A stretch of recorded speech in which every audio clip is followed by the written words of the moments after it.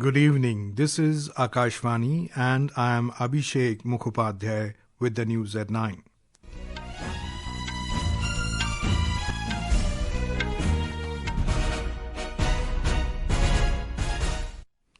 The headlines.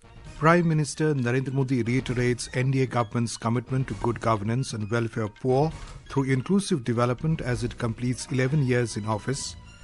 Prime Minister to inaugurate infrastructure projects worth 46,000 crore rupees in Jammu and Kashmir tomorrow. India and Kyrgyzstan's bilateral investment treaty comes into force. Top Maoist leader Sudhakar carrying 1 crore rupee bounty killed in an encounter in Bijapur, Chhattisgarh. An Indian pair of Chirag, Shetty and Satwiksairaj Rankireddy enters men's doubles quarterfinals of Indonesia Open Badminton in Jakarta.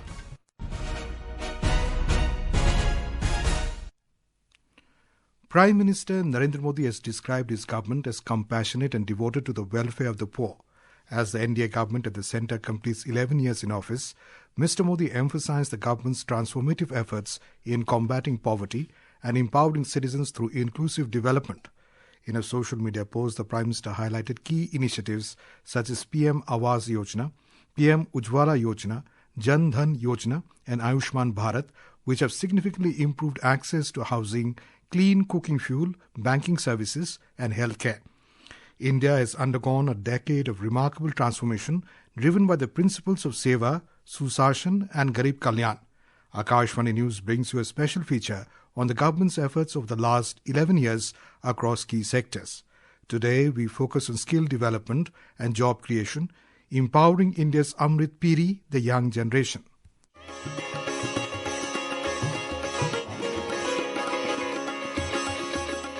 With almost 65% of the population under 35 years of age, skilling and youth empowerment are the keys to India's future. Government's efforts to create employment opportunities are seeing significant results. Job readiness among college students have improved from 34% in 2014 to over 51% in 2024. The PM Kaushal Vikas Yojana has trained more than 1.63 crore youth in the last 10 years. The Skill India mission continues to provide industry-relevant training. This includes advanced training facilities as shared workspaces with access to advanced engineering tools, machinery and technology for small and medium enterprises, startups and entrepreneurs. On the employment front, the Roska Mela, launched in 2022, has handed out nearly 10 lakh appointment letters across 15 national events. Meanwhile, over 8.5 crore people have joined the EPFO since 2017, including 3.45 crore young people since 2020. The Mudra Yojana has supported small businesses with easy credit. Under this, over 52 crore loans have been sanctioned, amounting to a total of 33 lakh crore rupees. India is now the third largest startup ecosystem globally. Since 2016, the Startup India initiatives has recognized over 1.59 lakh startups, creating more than 16 lakh direct jobs. Notably, over 73,000 of these startups have at least one woman director. Our skills, employability and entrepreneurship come together. A new generation is driving India's journey towards a brighter tomorrow. Vishnu PS, Akashvani News, Delhi. विकसित भारत का अमृतकाल, सेवा, सुशासन, गरीब कल्याण के 11 साल. Prime Minister Modi today highlighted that key infrastructure projects in Jammu and Kashmir worth 46,000 crore rupees to be inaugurated tomorrow will have a very positive impact on the people's lives. The Prime Minister will dedicate Udhampur-Srinagar-Baramulla rail link project to the nation during his visit to Jammu and Kashmir tomorrow. The 272-kilometer USBRL project has been constructed at a cost of around 44,000 crore rupees. The USBRL project is fully electrified section and comprises 36 tunnels and 943 bridges.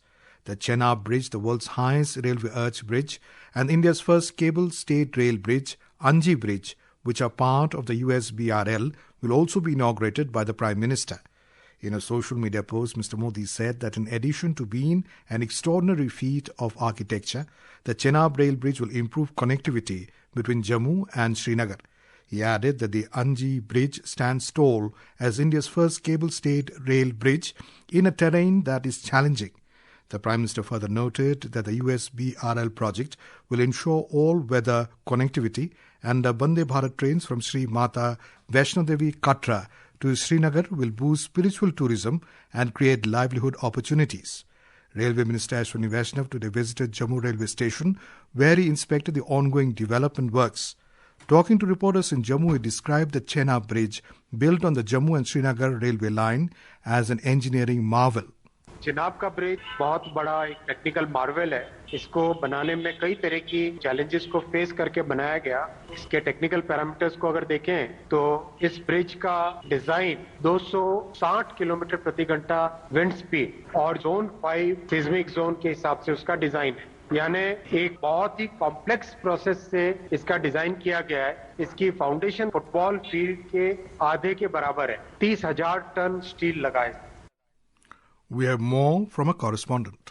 The architectural marvel Chenab Rail Bridge, situated at a height of 359 meters above the Chenab River, is the world's highest railway arch bridge. It is over 1 kilometer long steel bridge which has been designed to withstand seismic and wind conditions. The bridge can withstand wind speeds up to 260 kilometers per hour and is built to last 120 years. It rises 35 meters higher than the Eiffel Tower. It is not just a bridge but a symbol of India's technical prowess. The Anji Khand Bridge rises boldly across the rugged Himalayan terrain, standing as India's first cable-stayed railway bridge. It spans the deep Anji River valley south of Chenab, connecting the Katra-Banihal section of Udhampur-Srinagar-Baramulla rail line. Built to endure tremors, strong winds and shifting geology, the Anji Bridge is more than an engineering feat. It is a symbol of human will and vision. Anand Kumar, Akashvani News, Katra. This is Akashvani giving you the news. For quick news updates round the clock, follow us on X handle at AIR News Alerts. And for details of stories and more, log on to our website www.newsonair.gov.in and download News on AIR app. India and Kyrgyzstan's Bilateral Investment Treaty, BIT, has come into force as the two nations today signed the protocol and exchange instrument of ratification of the treaty. The BIT was signed in the presence of Union Finance Minister Nirmala Sitharaman and Foreign Affairs Minister of Kyrgyzstan, Zeinbek Kulubev Moldokanovich in New Delhi. The new treaty replaces the earlier agreement enforced on 12 May 2000, ensuring continuity in the protection of investments between the two nations. Highlighting its benefits, the Finance Ministry said that the India-Kyrgyz BIT marks a significant milestone in strengthening bilateral economic relations and fostering a secure and predictable investment environment. External Affairs Minister Dr. S. Jaishankar today said closer engagement between Indian banks and the financial sector will strengthen India-Central Asia economic interaction. Speaking at the India Central Asia Business Council in New Delhi, Dr. Jaishankar said beginnings have been made in terms of opening special rupee Vostro accounts in Indian banks by Central Asian banks. He highlighted that there has also been some discussion about the use of UPI. The External Affairs Minister stressed on improving connectivity between India and Central Asia. He stressed on the need to diversify trade baskets and introduce greater sustainability and predictability in economic interactions. He also spoke about the need to expand air services and streamline transit procedures. I hear talk about both land and air connectivity, more resources and effort in the INSTC, the International North-South Transport Corridor. Greater use of Chabahar port will surely reduce travel distance and costs. We are discussing this in a joint working group on Chabahar under the India Central Asia platform, and we need to create a competitive environment for goods transportation. Speaking on the occasion, Minister of Foreign Affairs of Kazakhstan, Murat Nurtiliu, said Kazakhstan is firmly committed to deepening its comprehensive ties with India and be a reliable long-term partner for India. Foreign Affairs Minister of Kyrgyz Republic, Zeinbek Kulubev, said Central Asian countries have built a strategic partnership with India. Foreign Affairs Minister of Turkmenistan, Rashid Meredov, said his country considers India a major and promising partner and an essential participant in shaping a more modern and effective geo-economic architecture in the Asian continent. The all-party delegation led by Congress MP Dr. Shashi Tharoor met prominent members of the Indian diaspora in the US. The delegation spoke about India's resolute and united stand against terrorism and the new normal created by India through Operation Sindoor. The Indian diaspora members shared the message of solidarity with the victims of terrorism and support for India's fight against terrorism. Dr. Tharoor also spoke with Ambassador Ken Juster at the Council on Foreign Relations on India's fight against terrorism. There is no equivalence between terrorists and their victims, between a country that provides safe haven to terrorism and a country that's a flourishing multi-party democracy that's trying to get on with its business. There is no equivalence between a state that is a status quo power that just wants to be left alone by its neighbors where the neighbors don't agree with us, and a revisionist power that wants to upset the geopolitical arrangements that have existed for the last 3/4 of a century. And in these circumstances, the American role would have been, first of all, to keep themselves informed with conversations with both sides. And certainly my government received a number of calls at high levels from the US government, and we appreciated their concern and their interest. In Brussels, the all-party delegation led by BJP MP Ravi Shankar Prasad met President of the Chamber of Deputies of the Federal Parliament of Belgium, Peter de Roover. Talking to media, Mr. Prasad expressed gratitude to Mr. de Roover for expressing solidarity in the wake of Pahalgam terror attack. He shared his concern on the rising global terror. There were many other members were there, but he was very profound. He recalled how in year 2016 there was a terror attack also in Belgium, and the way they supported, expressed solidarity in the wake of Pahalgam tragedy. In Chhattisgarh, security forces killed top Maoist cadre Sudhakar, alias Narasimha Chalam, alias Gautam, a Central Committee member, in an encounter today. DIG Police Kamal Lochan Kashyap said Sudhakar was carrying a reward of 1 crore rupees on his head. A resident of Chintapaluri village of Andhra Pradesh, was active in Nakshal activities for the last 3 decades. Sudhakar was wanted in multiple cases across Maharashtra, Chhattisgarh and Telangana. DIG Kashyap informed that based on information about the presence of Maoists in the interiors of Bijapur's Madh region, a joint team of District Reserve Guard DRG and STF conducted the operation. The Jawans had started cordoning off the Maoists since morning, after which the security forces got this success in the encounter. The DIG said the search is still going on in the area. An automatic rifle has been recovered from the spot. In Assam, flood situation continues to remain grim in the state as over 560,000 people in 19 districts reeling under the deluge. Death toll has risen to 16. The state government has engaged SDRF and NDRF teams for rescue operations.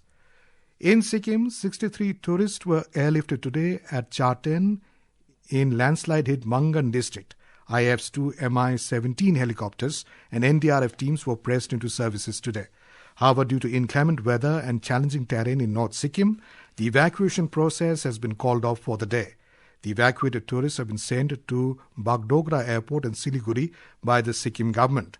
Our correspondent reports that there are nearly 64 tourists stranded in Charten, and the evacuation will be attempted tomorrow.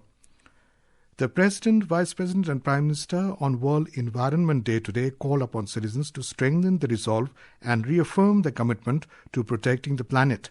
In a social media post, President Draupadi Murmu emphasized the power of collective action that can lead to greener earth for future generations. Vice President Jagdeep Dhankar highlighted the link between planetary health and all living beings. Prime Minister Narendra Modi shared a video message praising grassroots efforts to make the environment greener and more sustainable. In Indonesia Open Badminton, Indian pair of Chirag Shetty and Satwiksairaj Rankireddy has progressed to men's doubles quarterfinals of the tournament.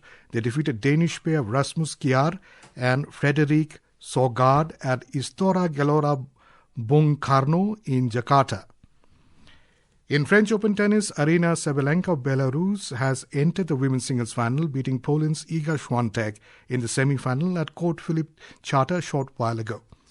And now, before we end the bulletin, the headlines once again.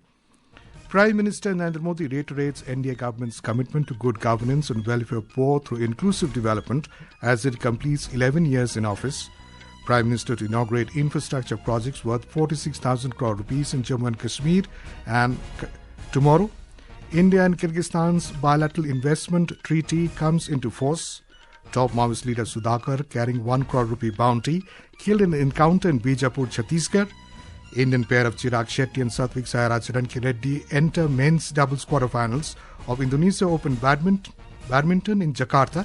And in French Open tennis, Aryna Sabalenka of Belarus enters women's singles final, beating Iga Świątek in the semi-final. And that is all in the news at 9. Good night.